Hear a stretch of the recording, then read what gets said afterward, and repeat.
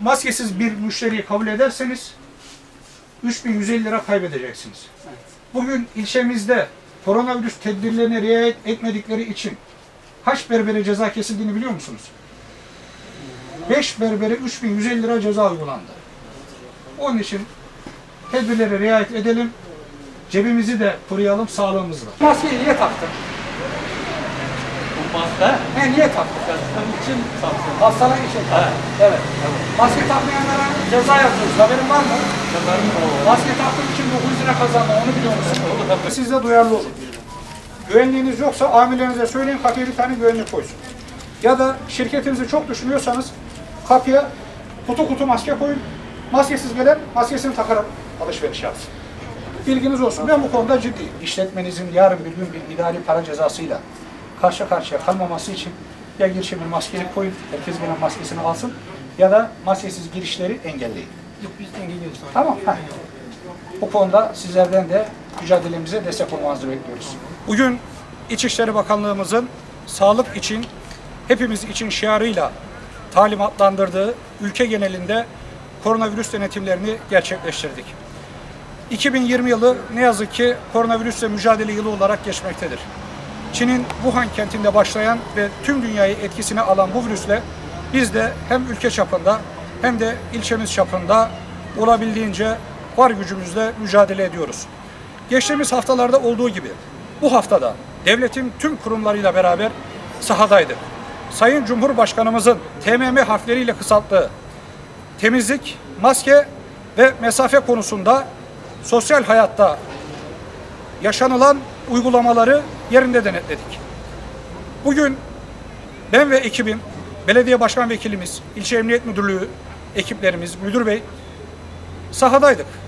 Maske takmayan vatandaşları uyardık, cezai işlemler uyguladık. Geçtiğimiz haftalarda sadece uyarı yapıyorduk. Cezaları üzerinde maske taşımayan vatandaşlara gerçekleştiriyorduk.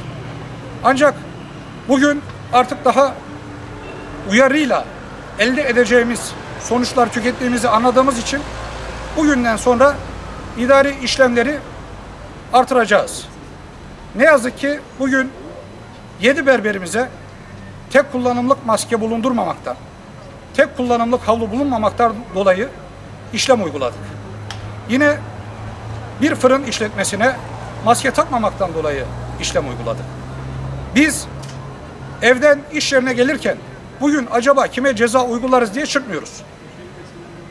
Ceza uygulamakla olumlu sonuçlar almak yerine uyarıyla karşıdaki vatandaşımızın da konuya hassasiyet göstererek koronavirüsünü yenme gibi bir amacımız vardır. Ancak bu konuda vatandaşlarımızdan destek bekliyoruz. Maskesini takan, tek kullanımlık önlük bulunduran, sosyal mesafesine dikkat eden kimse bugüne kadar benim yanıma gelmedi. Bizim yanımıza gelen vatandaş maske takmayan vatandaştı. Tek kullanımlık önlük bulundurmayan berberdi.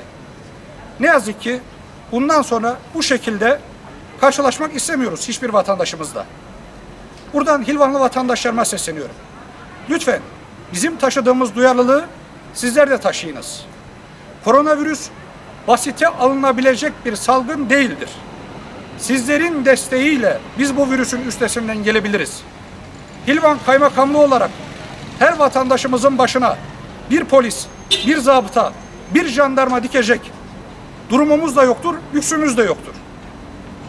Her vatandaş bir başka vatandaş için denetim memurudur. Sizlerden istirham ediyorum. Lütfen maskemizi takalım. Sosyal mesafemize dikkat edelim. Temizlik kurallarına riayet edelim. Unutmayalım ki hiçbir virüs alacağımız tedbirlerden daha güçlü değildir. Sağ olun, var olun. Bugün Sayın Kaymakamımızla beraber ilçe genelinde koronavirüs tedbirlerini denetlemiş bulunmaktayız. Sayın Kaymakamımızın belirttiği gibi amacımız vatandaşlarımıza veya işletmelerimize ceza yazmak değil. Bu virüsle hep beraber topyekun mücadele etmek, vatandaşlarımızın sağlığını koruyabilmek adına biz bu denetimleri gerçekleştiriyoruz. Ben de aynı şekilde bütün vatandaşlarımızı ve işletmelerimizi koronavirüsle alakalı uyulması gereken tedbirlere uymaya davet ediyorum. Saygılar sunuyorum. Maskesiz müşteri kabul eden esnafa da ceza yazıyoruz.